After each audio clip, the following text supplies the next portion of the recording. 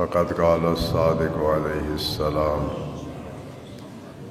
البنون نعیم والبنات حسنات واللہ یسأل عن النعیم ویثیب علی الحسنات۔ گزشتہ خطبہ گناہان کبیرہ سے ہٹ کر ضغطۃ القبر یا فشار قبر کے موضوع پر دیا تھا۔ اس سلسلہ کی دو چار باتیں رہ گئی تھیں۔ ان حدیث میں سے جو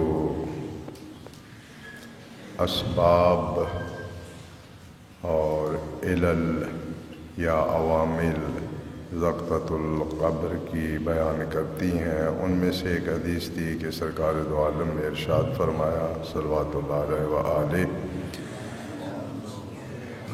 کہ ضغطۃ القبر للمؤمن کفارۃ لما کان منہ من تضییع النعم، کہ قبر کا فشار اور قبر کی سختی یہ مومن کے لیے کفارہ ہے اس چیز کا جو اس سے نعمتوں کا ضائع کرنا واقع ہوا تھا، یعنی نعمتوں کی تضییع، نعمتوں کے ضائع کرنے پر فشار قبر یا ضغطۃ القبر انسان کو برداشت کرنا پڑتا ہے۔ معاشرے اور اسلام و مذہب کی سوچ میں بہت سی چیزوں میں فرق پایا جاتا ہے۔ قرآن کریم کا یہ دعویٰ ہے کہ اگر آپ اللہ کی نعمتوں کو شمار کرنا چاہو تو اسے گن نہیں سکتے، لیکن ہم اپنی زندگی میں کچھ دو چار چیزیں ہوتی ہیں جنہیں نعمت کے طور پہ لیتے ہیں، باقی اللہ کی نعمتوں کی طرف ہماری توجہ ہی نہیں ہوتی۔ ہمارا تو صرف زندگی پر اس کی تقسیم پہ ایک ہی شکوہ ہوتا ہے کہ ہم مشکلات کا سامنا کر رہے ہیں، اور شاید ہر دوسرا تیسرا انسان یہ کہتا ہے اپنے پاس بیٹھنے والے کو کہ جو مشکلات یا جو مصیبتیں میں برداشت کر رہا ہوں کوئی اور نہیں کر سکتا۔ یہ ہمارا ہمیشہ کا شکوہ ہے۔ لیکن جو حدیث مبارک حضرت صادق علیہ السلام سے تلاوت کی ہے منقول، وہ حدیث ہمارے اس معاشرتی تصور کے بالکل خلاف ہے۔ حضرت نے ارشاد فرمایا کہ بیٹے نعمت ہوتے ہیں اور بیٹیاں نیکیاں ہوتی ہیں،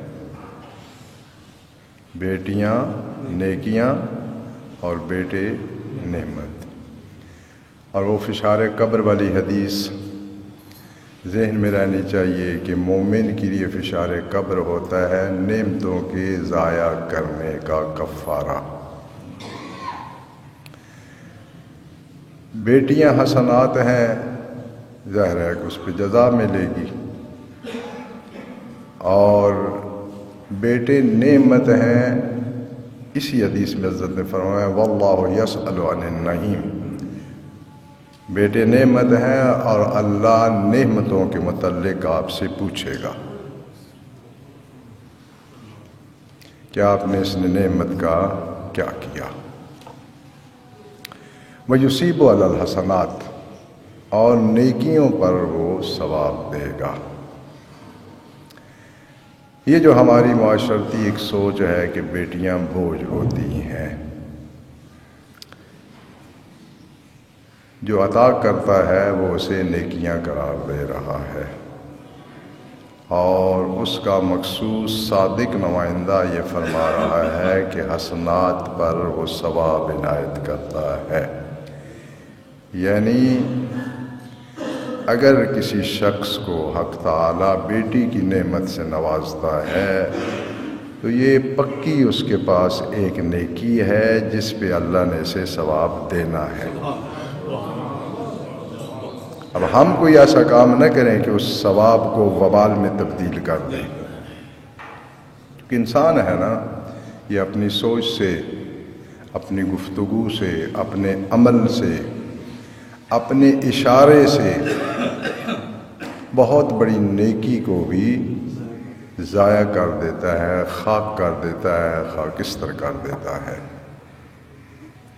اب اگر یہ ہماری نیکیاں ہماری گزند سے محفوظ رہیں تو ان پہ یقیناً ثواب ملے گا۔ بعض احادیث میں ہے ایک بیٹی، بعض میں دو کا تذکرہ ہے کہ جو شخص ایک بیٹی یا دو بیٹیوں کی تربیت کرتا ہے تو وہ یقیناً جنت میں داخل ہوگا۔ پس یہ جو تغییر نعمت والا مسئلہ ہے اس کا صرف دولت سے کوئی تعلق نہیں ہے، آسائش ہماری سے اس کا کوئی لینا دینا نہیں ہے، یہ عام ہے۔ لہذا اگر اس زندگی میں محدود سی جو ہمارے پاس مدت ہے اس میں ہم عالم برزخ کی پہلی منزل ہے قبر، اس کا انتظام کرنا چاہتے ہیں تو ہماری خصوصی توجہ ہونی چاہیے کہ ہم اللہ کی نعمتوں کو ضائع نہ کریں۔ زندگی اللہ کی ایک نعمت ہے، اس سے بڑھ کے کون سی نعمت ہے؟ یہ تو سب نعمتوں کی بنیاد ہے۔ تو کیا ہم زندگی کو ضائع نہیں کر رہے؟ زندگی کے اوقات کو ہم ضائع نہیں کر رہے؟ اور انسان کے تمام سرمایوں میں سے سب سے قیمتی ترین سرمایہ ہے اس کی زندگی، جس کے ایک لمحے کی بھی قیمت ادا نہیں کی جا سکتی، اور پوری دنیا فدیہ دے کے ایک لمحہ بھی حاصل نہیں کیا جا سکتا، نہ اسے واپس لوٹایا جا سکتا ہے۔ اب اولاد کی نسبت، بیٹوں کی نسبت چونکہ نعمت ہے، لہذا معصوم نے فرمایا ہے میرا کوئی اس میں لینا دینا کچھ نہیں ہے۔ واللہ یسأل عن النعیم، اللہ نعمتوں کے متعلق پوچھے گا، یعنی بیٹوں کے متعلق باپ کو بھی جا کے جواب دہ ہونا ہے کہ ہم نے ان کی سوچ کی بنیاد میں کون سی چیزیں شامل کی ہیں۔ ہم نے انہیں، یہ اب معاشرتی مسئلہ ہے، آپ شاید اس کے روبرو ہوئے ہیں یا نہیں ہوئے ہیں، 70 سے 80% معاشرے کی آبادی اچھائی اور برائی میں تمیز نہیں کر سکتی۔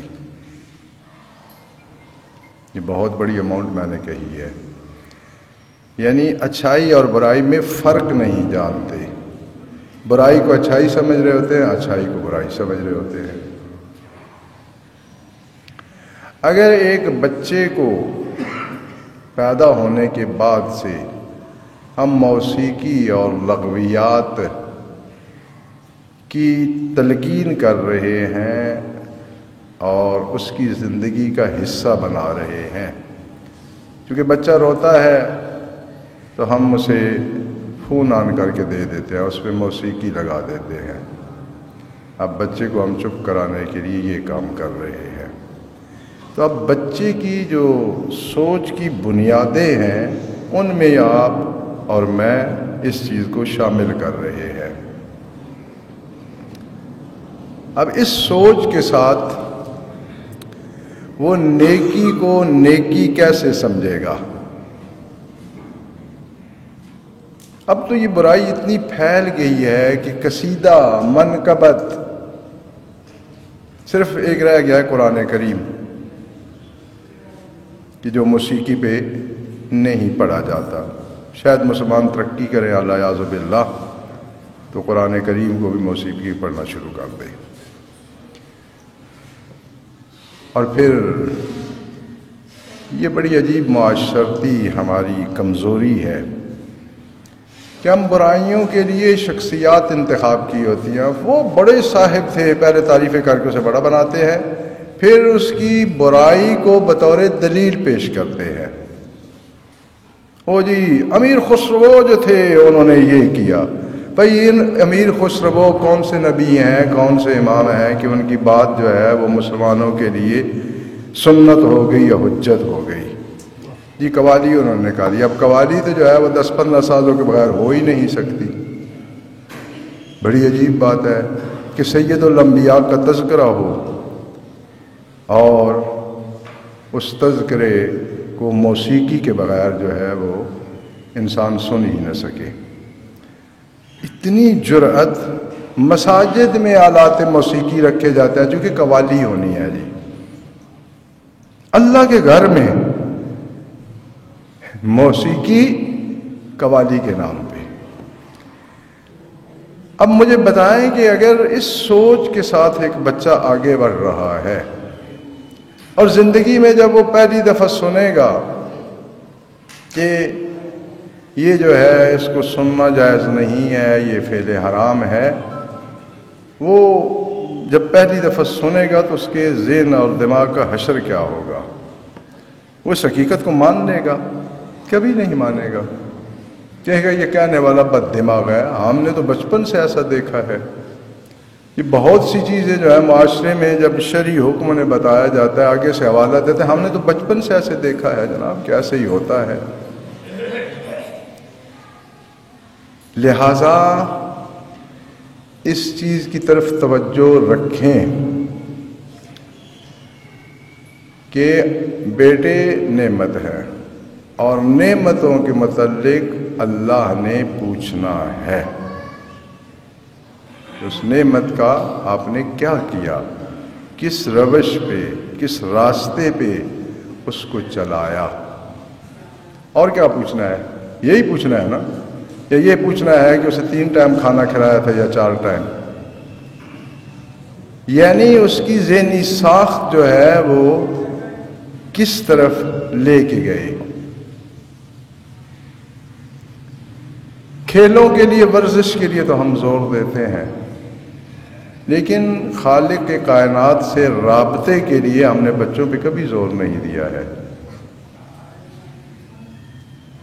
بہت سی چیزوں کی ہم تلقین کرتے ہیں کہ یہ جو ہے کانٹا پکڑ کے اس طرح جو ہے نا وہ لگانا ہے، اس طرح نہیں، چھری سے اس طرح اس کو کاٹنا ہے، یہ ہم سمجھا رہے ہوتے ہیں.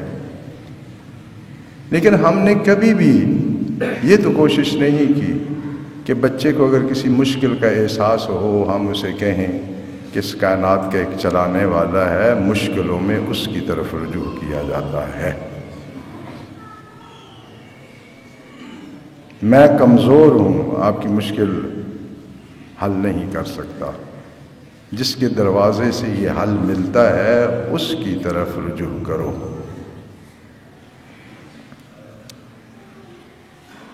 اس کا نتیجہ یہ ہوتا ہے کہ میں نے دیکھے ہیں بہت سے ایسے اشخاص، کیونکہ میں معاشرے میں رہتا ہوں، کافی عرصے سے رہتا ہوں، اس مسجد سے پہلے معاشرے میں ہی تھا، میں کوئی انگلینڈ نہیں تھا اور یہی پنجابی زبان بولتا تھا اور اردو مجھے سمجھ آتی تھی. بسا اوقات ایسی چیزیں سامنے آتی ہیں کہ بندے کے کیا کہا جائے، پیروں کے نیچے سے زمین کھسک جاتی ہے، سرک جاتی ہے. دیکھیں آپ کبھی بھی یہ نہیں کر سکتے، نہ کوئی آپ سے مانے گا کہ آپ کسی سیاسی پارٹی کی رکنیت اختیار کریں، ان کا جو بھی منشور ہو آپ اس کی مخالفت شروع کر دیں، کوئی بھی نہیں آپ کو مانے گا. آپ کرتے جائیں گے، شو کاز نوٹس آ جائے گا. مذہب اور اسلام کی نسبت ہم کیوں اتنے سست ہیں؟ مسلمان اور مومن اپنے کو جتلانے کے لیے ہم اپنا پرچم سب سے اوپر رکھتے ہیں، ہمارا جھنڈا سب سے اوپر، کہ میں سب سے بڑا مسلمان ہوں. لیکن اسلام کی ابتدائی ترین چیزوں کو بھی ہم سمجھنے کی کوشش ہی نہیں کرتے۔ جب سمجھنے کی کوشش نہیں کی ہے، اپنی زندگی پہ لاگو کیسے کریں گے؟ نہیں کر سکتے۔ اور یہ جو پہلی منزل ہے موت کے بعد عالم برزخ کی، موت در حقیقت دروازہ ہے عالم برزخ کا۔ انٹری ہوگی عالم برزخ میں جب موت سے ملاقات ہوئی، تو اس کا پہلا سٹاپ جو ہے وہ ہے قبر۔ اور قبر میں رات گزارنا اتنا آسان نہیں ہے جتنی ہم بے پرواہی کا شکار ہوئے ہیں۔ کیونکہ وہاں تو پھر ان بہاروں کو جو چھوڑ کے جاتا ہے وہ ویسے بھی گھبرایا ہوا ہوتا ہے، کیونکہ کیا ہونا ہے قبر میں۔ اخبار جو ہیں وہ مختلف ہیں، مختلف اخبار کے مفاد ہیں، اور بہت سی چیزیں اکا دکا اخبار میں کہی گئی ہیں۔ ان کی نسبت انسان عقیدہ تو تیار نہیں کر سکتا کسی ایک حدیث سے یا ایک واقعے سے، لیکن یہ حقیقت ہے کہ جو کچھ ہونا ہے وہ انتہائی تکلیف دہ ہے، اور اس مرض کا علاج یہیں سے اپنے ساتھ لے جانا ہے۔ ہاں، جو پیچھے رہ جاتے ہیں انسان کے زندہ، وہ چاہیں تو اس کی مدد کر سکتے ہیں، لیکن انہیں تو کھانا کھانا ہوتا ہے، مہمانوں کو کھانا کھلانا ہوتا ہے، مہمانوں کو بستر دینے ہوتے ہیں، مہمانوں کو سنبھالنا ہوتا ہے۔ وہ بیچارے وہ کریں یا جسے منو مٹی کے نیچے دفنائے آئے ہیں اس کے لیے کریں۔ میں نے ایک کلپ دیکھا، بہت اچھا لگا، اور ہمارے معاشرے میں اس کی کمی ہے۔ کسی مسلمان، یہ مشرقی ملک ہے، یعنی ہم سے مشرق میں ہے، نام میرے ذہن میں نہیں ہے، تو ان کی رسم یہ ہے کہ جو ہی قبر جو ہے وہ تیار ہو جاتی ہے تو وہیں پہ جو ہے قبر کے گرد گرد لوگ بیٹھ جاتے ہیں، 1.5-2 گھنٹے قرآن خوانی کرتے ہیں۔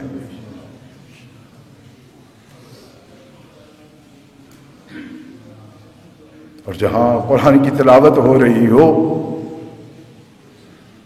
تو وہ جو تلاوت کرتے ہیں قرآن کریم کی تلاوت کا، اس مردے کے لیے تو فائدہ ہوتا ہے، پورے قبرستان کو فائدہ ہوتا ہے جہاں جہاں تک قرآن پڑھنے کی آواز جا رہی ہے۔ اور ہم تو اظہار عقیدت یہ کرتے ہیں کہ قبر جو ہے وہ مرمت کی، اور بھاگم بھاگ گھر پہنچے چونکہ مہمانوں کو سنبھالنا ہے۔ وہ ہمارا ہی رشتہ دار ہے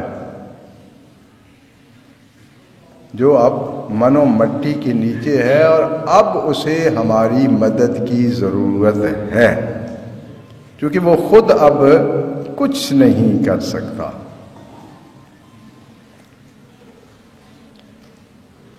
سورہ مبارکہ یاسین بہت فضیلت والی صورت ہے، قرآن کریم کی ہر آیت بہت اثر رکھتی ہے، دنیا میں بھی اور آخرت میں بھی۔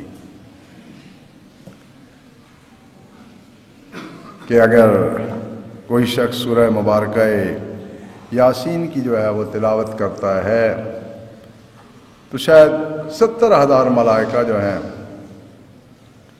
وہ اسی دن اگر فوت ہو جائے تو اس کے غسل و کفن سے لے کر اس کے دفن تک وہاں رہتے ہیں، اور پھر اس کی قبر میں وہ ملائکہ قیامت تک عبادت کرتے ہیں، اور ان کی عبادت کا ثواب اس مرنے والے کے نام لکھا جاتا ہے۔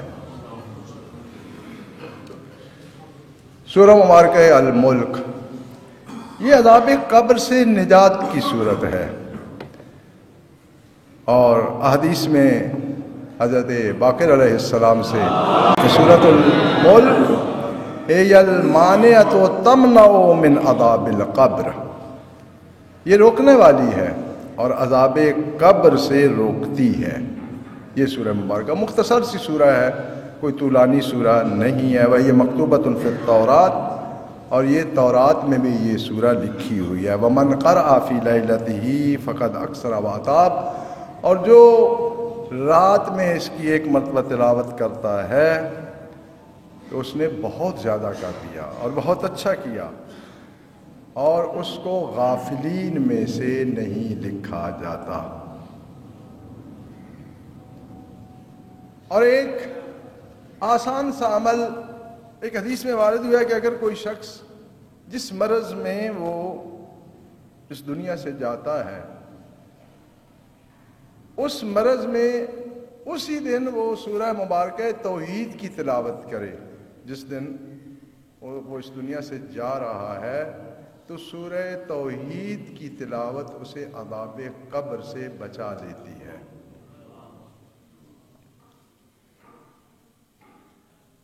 میں پچھلے خطبے میں بھی عرض کر چکا ہوں، پھر عرض کر رہا ہوں، جو بھی اس دنیا میں جاتے ہیں، ان کے چاہنے والے، ان کے دوست، ان کے رشتہ دار،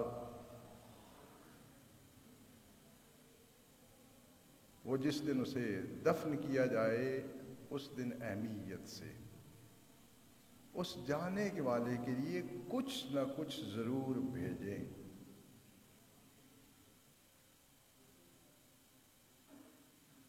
اور وارث جو اس کی عقیدت مند زیادہ ہے، وہ ہر شخص کوشش کرے کہ 2-4 کروڑ کا خرچ نہیں کر سکتا، جتنا ممکن ہے اس کا صدقہ دے، تاکہ اس کی وہ آزمائش جو ہے، اس آزمائش میں اس کے لیے تخفیف ہو، کمی،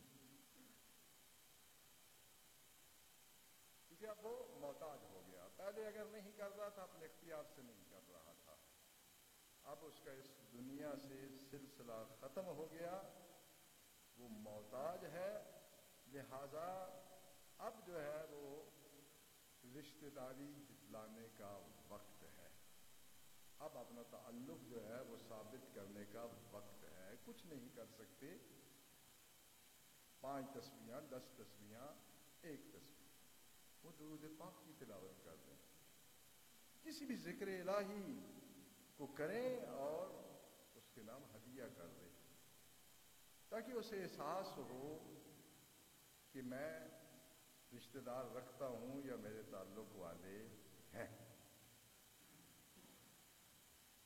بہت سی باتیں رہ گئی ہیں، انشاءاللہ اگلے خطبے میں ایک چیز جو یہاں ذکر کرنا ضروری ہے، اور وہ بطور حوالہ چونکہ کہی جاتی ہے اس لیے اسے کہنا چاہتا ہوں۔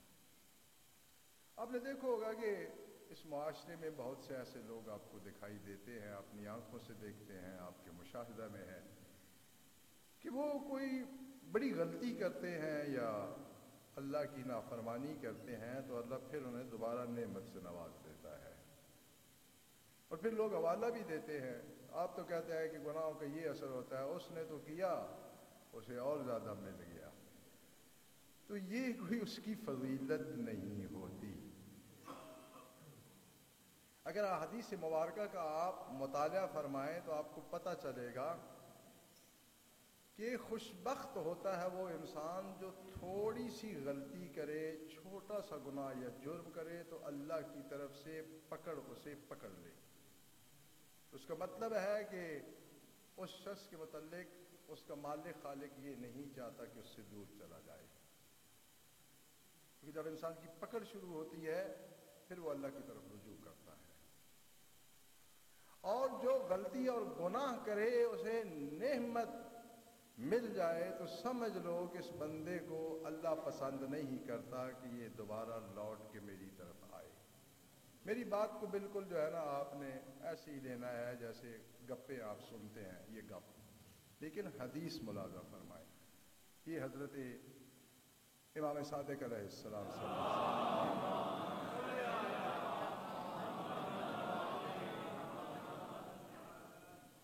سئل ابو عبداللہ علیہ السلام عن الاستدراج، قرآن کی اصطلاح میں، مذہب کی اصطلاح میں اسے کہا جاتا ہے استدراج، یعنی مہلت دینا،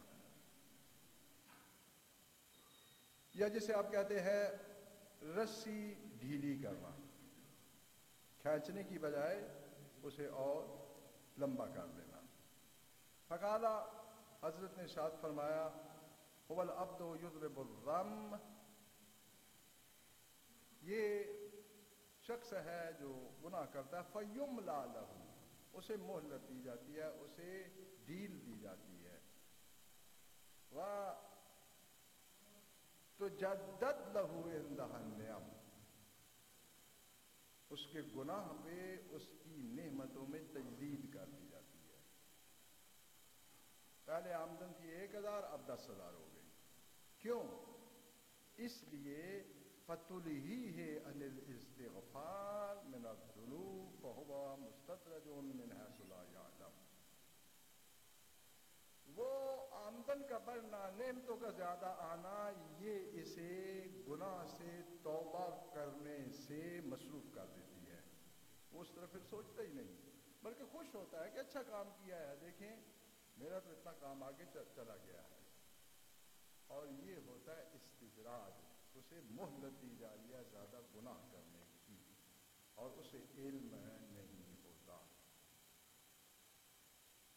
اللہ پاک کی ان لوگوں سے انتہائی شفقت مہربانی بہت زیادہ ہوتی ہے کہ جن کی چھوٹی سی غلطی پہ ان کی پکڑ شروع ہو جاتی ہے، یعنی بے نیاز خالق مالک یہ نہیں چاہتا کہ یہ گناہوں کے ذریعے سے مجھ سے دور چلے جائے، اور پکڑ ہوتی ہی اس لیے ہے بہت سے موارد میں کہ وہ اپنی بارگاہ ہمیں اس کا رجوع چاہتا ہوتا ہے، کیونکہ جب انسان کو مشکلات پیش آتی ہیں پہلے تو سہاروں کے ذریعے جو ہے وہ مشکلات کو حل کرنے کی کوشش کرتا ہے، جب سارے اسباب اور سہارے جواب دے جاتے ہیں تو پھر بے نیاز کی بارگاہ میں جھکتا ہے، اور پھر دل سے جھکتا ہے، کیونکہ اب اس کے پاس کوئی اور امید باقی نہیں ہوتی، اور وہی جھکنا جو ہے اس کو پسند ہے، اس لیے کہ جب سہاروں کے ہوتے ہوئے